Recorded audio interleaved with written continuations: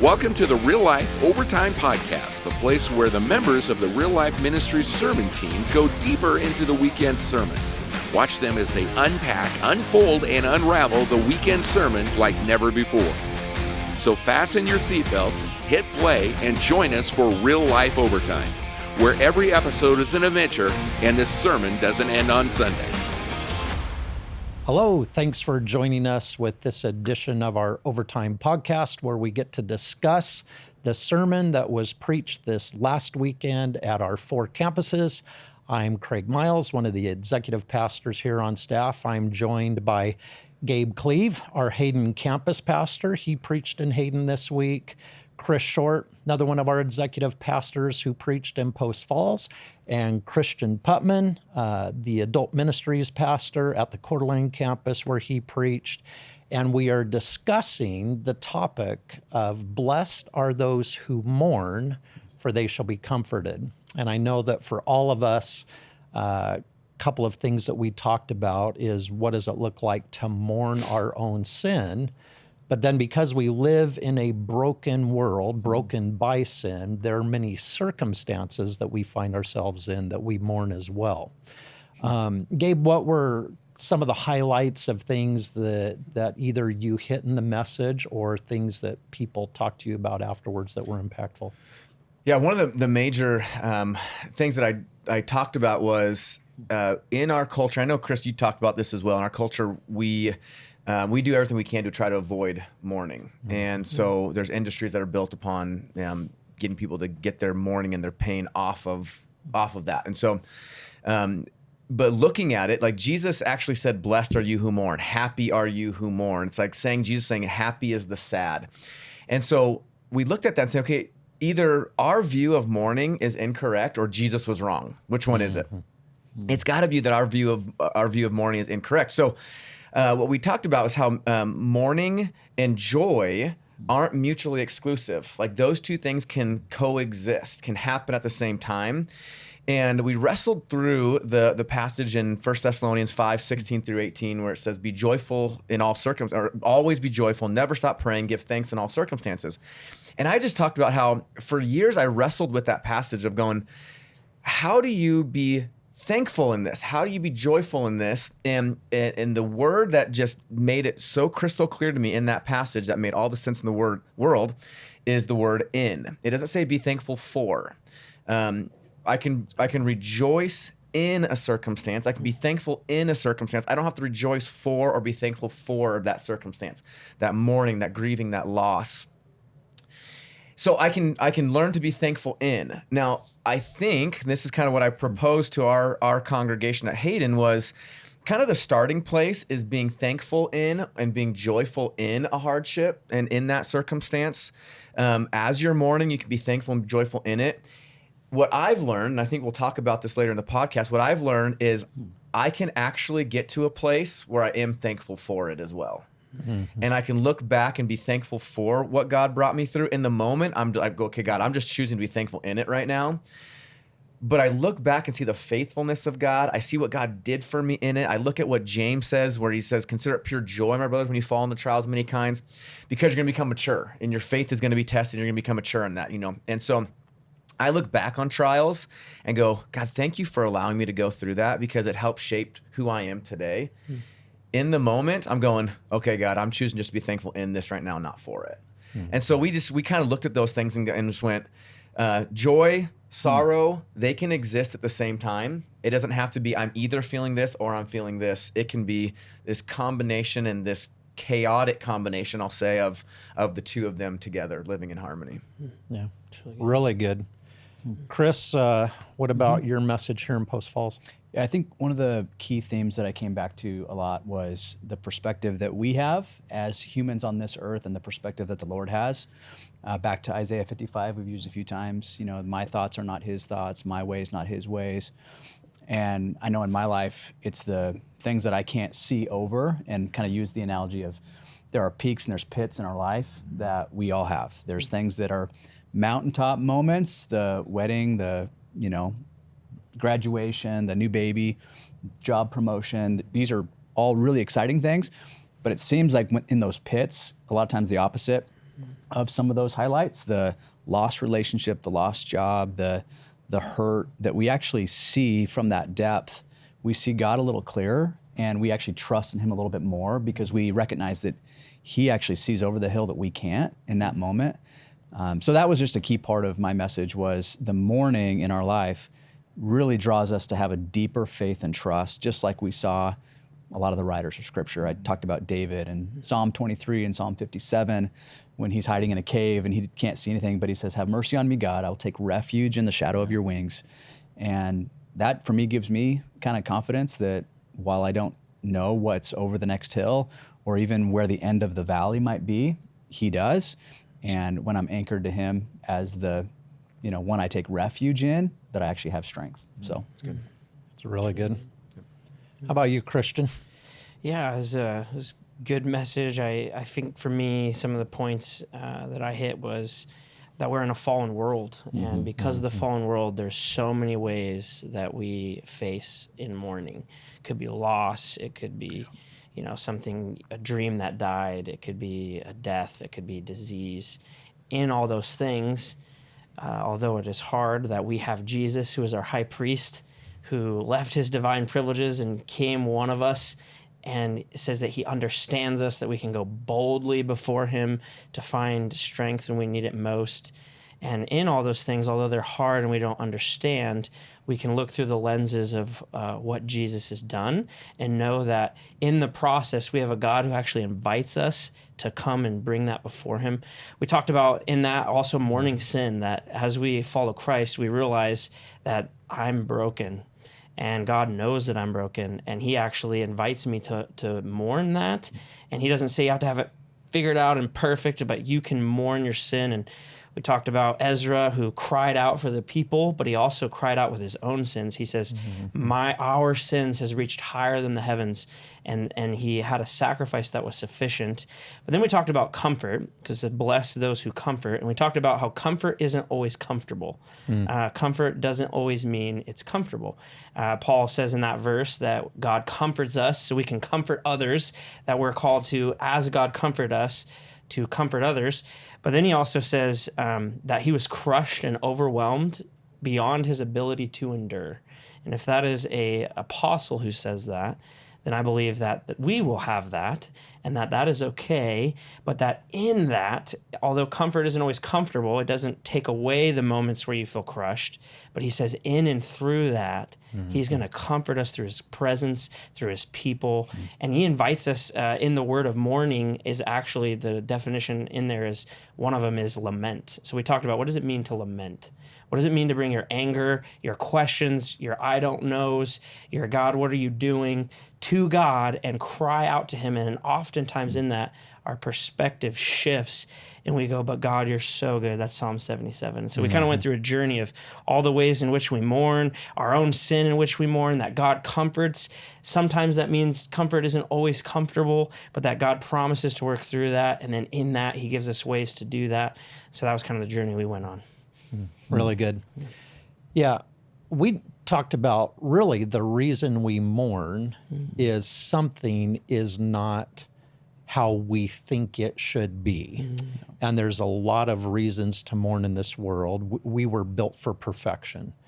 In the garden, it was perfect. We were in perfect relationship with each other, with God. Then sin enters the world, and now all of creation's broken, Romans says. All of creation mourns and waits for the day when God will reconcile everything to the way it should be. But God does use our mourning for good.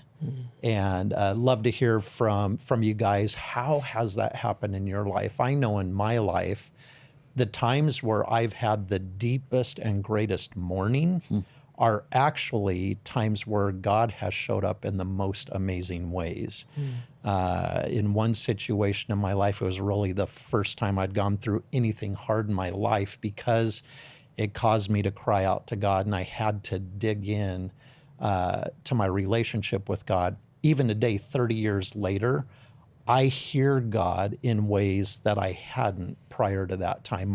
How I communicate with God changed. And in another situation in our family that was super hard for for both my wife and I. It was one of the first times where the church became even more real to us in the ways that our staff and our friends walked alongside of us in our mourning. And so just to hear how maybe circumstances that you've mourned, God has used in your life to be a benefit to, like Gabe said, maybe in the moment, we aren't glad in it or glad for it. We're glad in it. But really, I can look back now and go, I'm glad for those circumstances that we went through because of what it shaped in my life. But love to hear from you guys.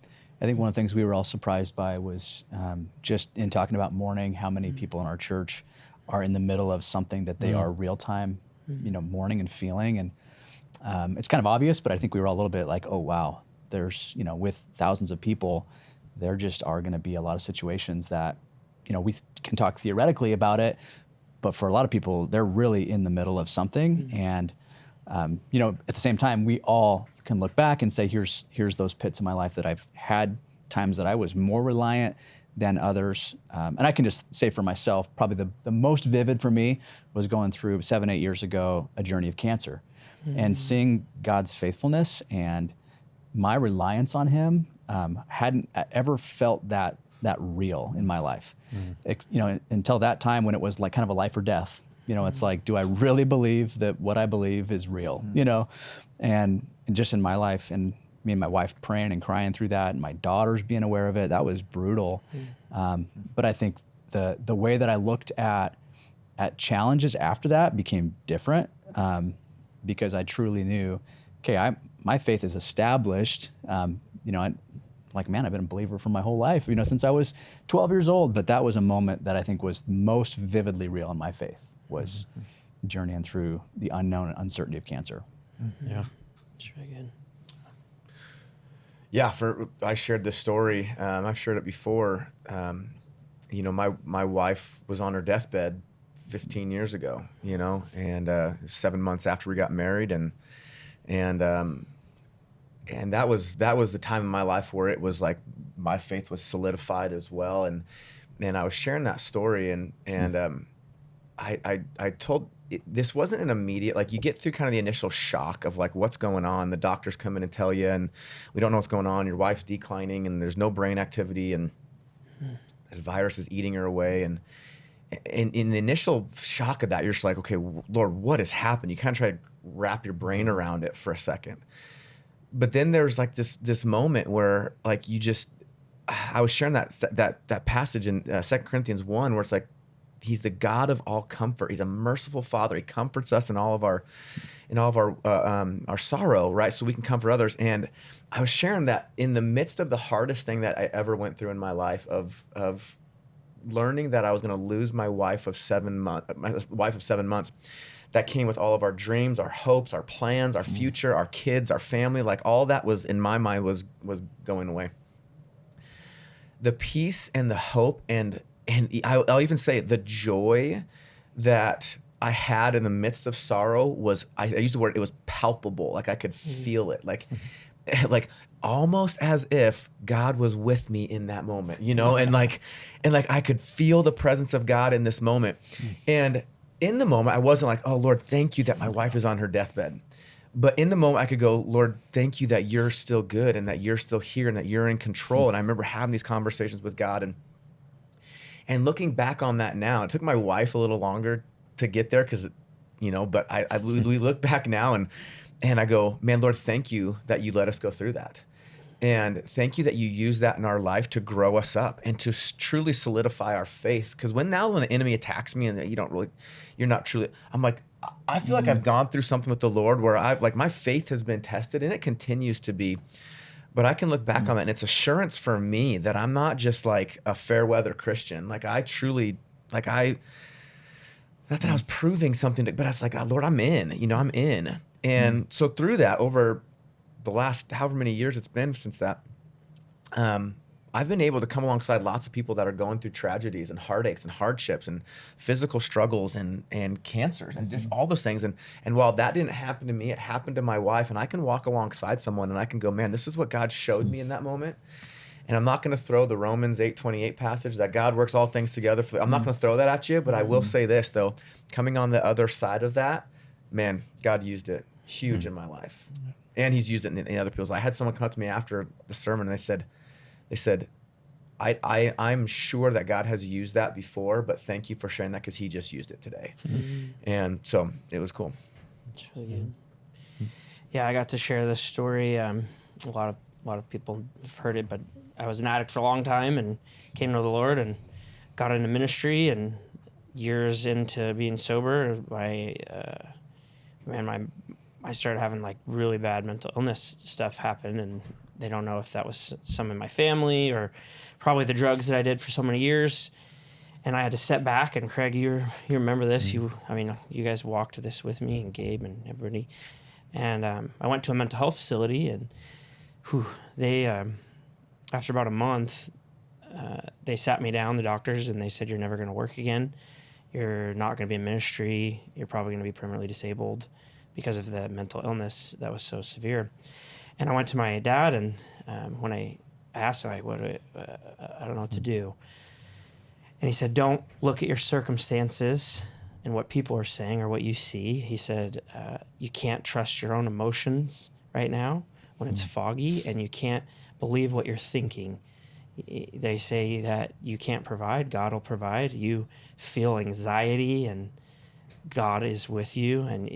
And for me, it became so real of, am I going to believe what I can see and think and feel, or am I going to believe what God's word says? And I remember when I got back, there was like 1 million people from the church who like redid our pavement and did all this stuff while I was away. And it would have been easy for a church to go, hey, you're done. Like, we love you, but and they just rallied. Like, the church was the church. And not only did they not, they helped me and supported me. And obviously it didn't pan out that way. God did a lot of work in my life. And I'd like to say, though, that like every day I mourn it a little bit, because it's gotten way better and God heals. But there's a little bit of mourning every day because I still have mental illness that I battle. And I have to mourn that. But man, as we talk about God comforting us so we can comfort others, I can't tell you how many times I get to encourage people, man, like rely on what God says and God's people and his presence, and trust him. He's with you. And so for me, man, I don't know if I could even say I'm grateful for that. Some of you guys did. I'm like, I don't know if I'm grateful for it, but I look back and I can see how God used it. And I guess I am grateful because he led me through something. So, last question. We've kind of referenced it. 2 Corinthians 1 talks about we go through the things that we go through so that we can comfort others. Galatians 6 talks about the fact that we carry each other's burdens. How do you do that? How do you walk alongside somebody who's mourning? How do you carry somebody else's burden when they're mourning? What's that look like for you? What are challenges in that?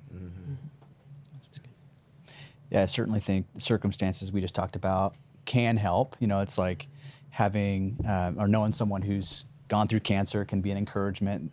At the same time, I think God uses his church collectively, even when someone hasn't directly went through that thing, just because of the love of Christ that is shared. And even just the analogy that I used of peaks and pits, that there are people all along that spectrum in their life of different moments that, there are some that are in the middle of deep suffering, and it's harder for them to be an encouragement to others when they're in that deep suffering. And there are some who are in a moment where they're encouraged and they're doing well, and they have, like life is in a good season, we'll call it, that they can come around those that are, hurting in a different way. And I think that's one of the values of just our church, and that we have so many relational environments across our ministries and small groups and campuses, that really you put people who are like-minded, that care about each other, and they really are caring for the best interest of everyone.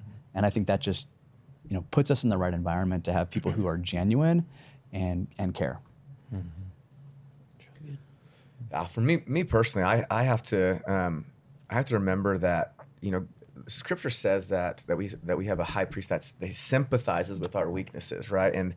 So God sympathizes with us, and I want to sympathize with other people, but I think that God's also empathetic with us. Like, God doesn't sympathize and going, I know how you feel, and that's hard. He actually goes, I'm going to empathize with you. I'm going to get down in it with you.